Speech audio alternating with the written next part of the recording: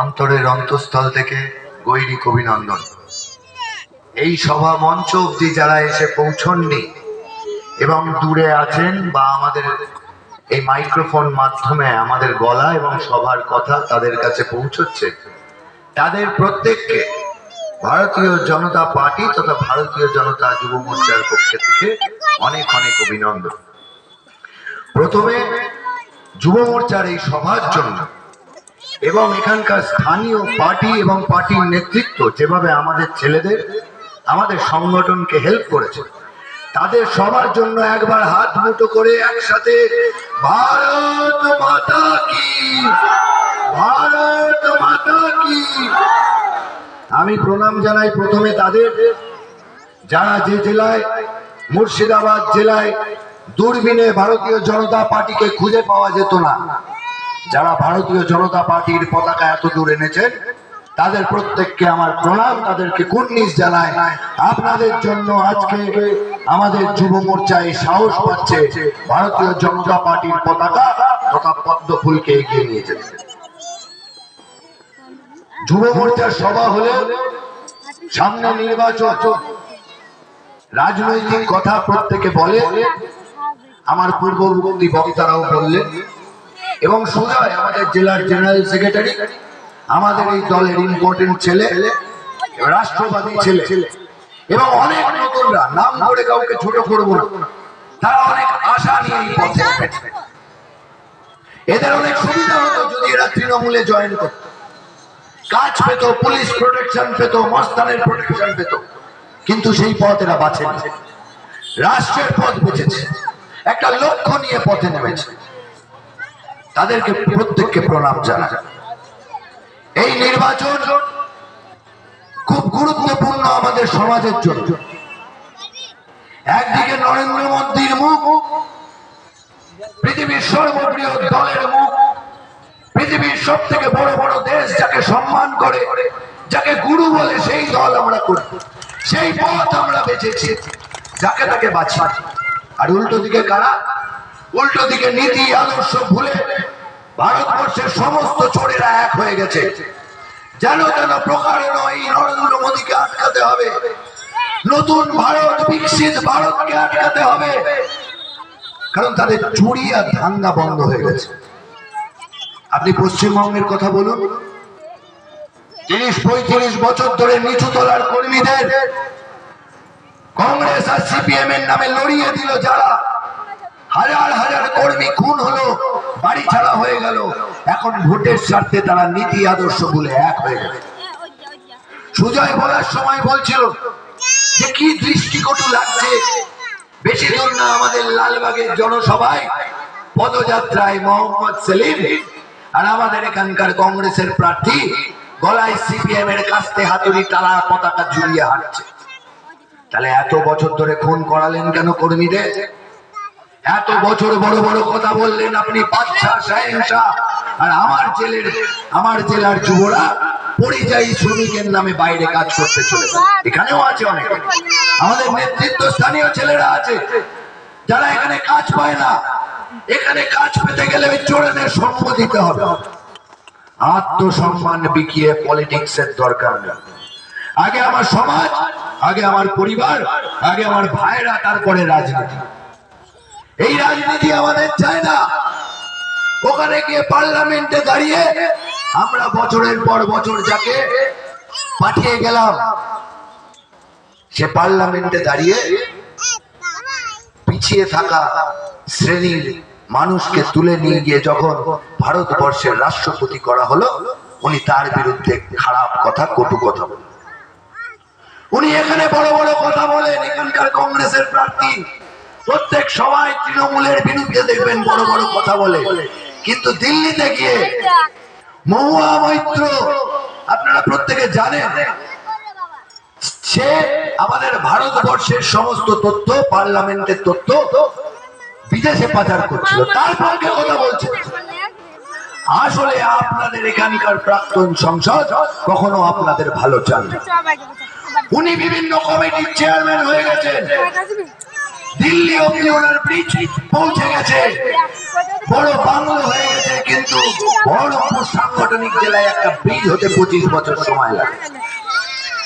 শুধু বড় বড় কথা আর বাতেলা, যেখানে সংখ্যালঘুদের ভিড় সেখানে সংখ্যালঘুদের কথা, তোমার মাথায় ফেস টুপি, আর যেখানে হিন্দুদের ভিড় রাষ্ট্রবাদীদের ভিড় সেখানে রাষ্ট্রবাদের কথা। ঝামেলা লাগিয়ে দিয়ে হসপিটালে পৌঁছে গেছিল, সুজয় বলছিল সেখানে বীরের মতো আমাদের যুব মোর্চার সৈনিকরা ছিল। 1 ইঞ্চি মাটি আমরা তাকে ছাড়িনি আর ছাড়বো না ভবিষ্যতে। কিসের ভয় আমাদের? কিছুর ভয় নেই। রাজনীতির মতো চলবে। মুর্শিদাবাদ যে 25 বছর পিছিয়ে গেছিল, নরেন্দ্র মোদী আমাদের একটা সুযোগ দিয়েছে, ডক্টর নির্মল কুমার সাহার মতো ক্যান্ডিডেটকে। শুধু প্রসিদ্ধ ডাক্তার নয়, বহু মানুষের উপকার করেছে, বহু পরিবার বাঁচিয়েছেন, শুধু তা নয়, একজন শিক্ষিত মানুষ, প্রতিষ্ঠিত মানুষ, বড় পরিবারের মানুষ, যার টাকা পয়সা রোজগারের জন্য যে পলিটিক্সে আসেনি, রাষ্ট্রের কাজ করার জন্য, দেশের কাজ করার জন্য, আমার আপনার পরিবারের কাজ করার জন্য উনি রাজনীতিতে এসেছেন। ভালো মানুষদের রাজনীতিতে প্রয়োজন। এই লড়াই তো আমরা করছি। শুধু টিভিতে বড় বড় কথা বললে হবে না। অনিল বাবুকে উত্তর দিতে হবে এই জেলার মানুষের জন্য, প্রান্তিক মানুষের জন্য উনি কি করেছেন, আর আমাদের একবার সুযোগ দিতে হবে। ডাক্তার বাবুকে সুযোগ দিতে হবে আমার আপনার পরিবারের কথা বলার জন্য। নরেন্দ্র মোদীর পেছনে ওই নতুন পার্লামেন্টে পাঠাতে হবে। অনেক আশা নিয়ে আমরা যুবরা পথে নেমেছি।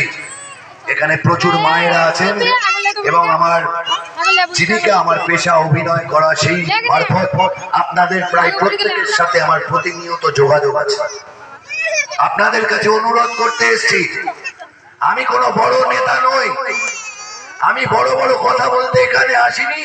আমার চেয়ে বহু রাজনৈতিক সিনিয়র এখানে আছে, তাদের সামনে রাজনীতির বড় বড় পাঠ আপনাদের দেওয়া আমাকে মানাবে না, কিন্তু আমি ব্যক্তিগত খাতিরে 2-4টে কথা বলতে এসেছি। বিশেষ করে মাতৃশক্তিকে আমি বিশ্বাস করি যে মায়েরা আমাদের পৃথিবীতে এনেছে, আমাদের জন্ম দিয়েছে, এই সমাজও এই মায়েরাই রক্ষা করতে পারবে। আপনাদেরকে এগিয়ে আসতে হবে। আপনাদের শক্তিতে আমাদের শক্তি, আপনাদের সাহসে আমাদের সাহস। কিচ্ছুকে ভয় পায় না। রাজনীতির মতো চলবে, ইলেকশন আসবে যাবে, প্রত্যেক রাজনৈতিক দল এসে তাদের কথা বলবে, কিন্তু আমাদের সমাজ, আমাদের পরিবারকে বাঁচাতে দায়িত্ব আমাদের নিতে হবে। আপনাদেরকে সামনে থেকে দায়িত্ব নিতে হবে। বলতে চাই যুব মোর্চার পক্ষ থেকে, এই জেলার পক্ষ থেকে, মা গো ভাবনা কেন, আমরা তোমার শান্তিপ্রিয় শান্ত ছেলে, তবু শত্রু এলে অস্ত্র হাতে ধরতে জানি। তোমার ভয় নেই মা, আমরা প্রতিবাদ করতে জানি। ভয়ের কোনো কারণ নেই। ভোট আপনার রাজনৈতিক অধিকার, আপনি যাকে ইচ্ছে দেবেন, কিন্তু মা বোনেদের দিকে যে চোখ উঠবে, সেই চোখ যুব মোর্চা উপড়ে দিতে পারে। সন্দেশ খালি বানাতে দেব না। নিজের পরিবার, নিজের আত্মীয়, নিজের মা বোনদের সম্ভ্রম আমরা জান প্রাণ দিয়ে বাঁচাবো। এখানে উপস্থিত হয়েছেন আমাদের রাজ্যের নেতা অরুণদা এবং এই অঞ্চলের সিনিয়র মানুষেরা, যারা দীর্ঘদিন ধরে বিজেপি করছে। কিসের আশাই করছি, আমরা অনেক কাছাকাছি চলে এসেছি। যে লক্ষ্য আমাদের পুরাতন কর্মীরা, আমাদের সিনিয়র কর্মীরা নিয়ে মাঠে নেমেছিলেন, আজকে আমাদের সুখের দিন এসেছে। এর থেকে ভালো সময় ভারতীয় জনতা পার্টি পশ্চিমবঙ্গে কখনো ছিল না। আমরা তো ভালো সময় পার্টি করছি। তাই আমাদের যুব মোর্চাকে আমার আবেদন, এই লড়াই আমাদের যে পিছিয়ে থাকা জেলাকে এগিয়ে নিয়ে যাওয়ার লড়াই, আমরা প্রায় এই লড়াই জেতার কাছাকাছি মুহূর্তে চলে এসেছি। মাথা ঠান্ডা রেখে আর কয়েকটা দিন আপনাদের মাধ্যমে আমি বলতে চাই, এলাকায় গিয়ে প্রচার করুন। প্রথমেই বলি, কুন্তল দামাই বলছিল ইউসুফ পাঠানের কথা। এই ইউসুফ পাঠানকে প্রথমেই বাড়ি পাঠান, বাড়ি পাঠিয়ে দেন। এই রোদে গরমে আমাদের কোনো প্লেয়ারের দরকার নেই। আমাদের যুব মোর্চায় বড় বড় প্লেয়ার আছে, পার্টিতে বড় বড় প্লেয়ার আছে, আমরা বুঝে নেব।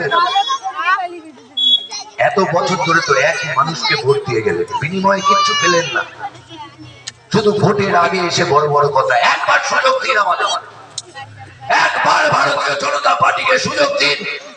যদি এই পিছিয়ে থাকা বহরমপুরকে আমরা এগিয়ে না নিয়ে যেতে পারি, আমাদের প্রার্থী জিতে যদি আমাদের এখানে প্রজেক্ট না আনতে পারে, তাহলে আমাদের লাঠি মেরে ছুড়ে ফেলে দেবেন, আর কোনোদিন ভোট চাইতে আসবো না। বলতে চাই যে আমাদের নবপ্রজন্মের ছেলেরা অনেক আশা নিয়ে পথে নেমেছে। কোন চোর চিটিংবাজ বাটপাড়ের পক্ষে আমরা নয়, আমরা পৃথিবীর সর্ববৃহৎ নেতার পক্ষে। আমাদের আমাদের প্রার্থী এমন বাঁচা হয়েছে যিনি ন্যায় নীতির মূর্তি, যার ভিশন আছে, যিনি এই জেলার জন্য অনেক ভালো কাজ করতে চান। সংঘবদ্ধ হন। আমরা তো এক জায়গায় আছি, যারা এখনো আমাদের সাথে আসতে দ্বিধাবোধ করছে বা এখানে এসে পৌঁছতে পারেনি, তাদের প্রত্যেককে এক জায়গায় করে চলুন। আগামী 13 তারিখ সকাল সকাল নিজের ভোট নিজে দিন, সকাল সকাল গিয়ে ভোট দিন। আর এই নতুন ভারতবর্ষ তৈরিতে বহরমপুরের যোগদান থাকুক, এই কথা বলে আমি আমার বক্তব্য শেষ করব। ঠান্ডা মাথায় অনুষ্ঠানের শেষে সবাই বাড়ি যাবেন, প্রলোভনে পা দেবেন না।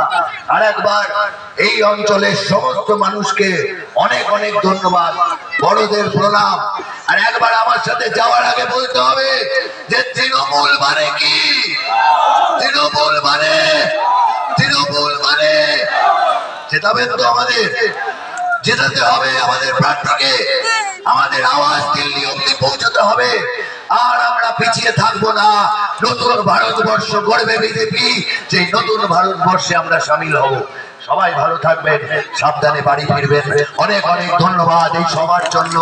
এই সভা থেকে এই যেন রূপ আমরা ভোটে পাই, এই আশা রেখে বক্তব্য শেষ করছি।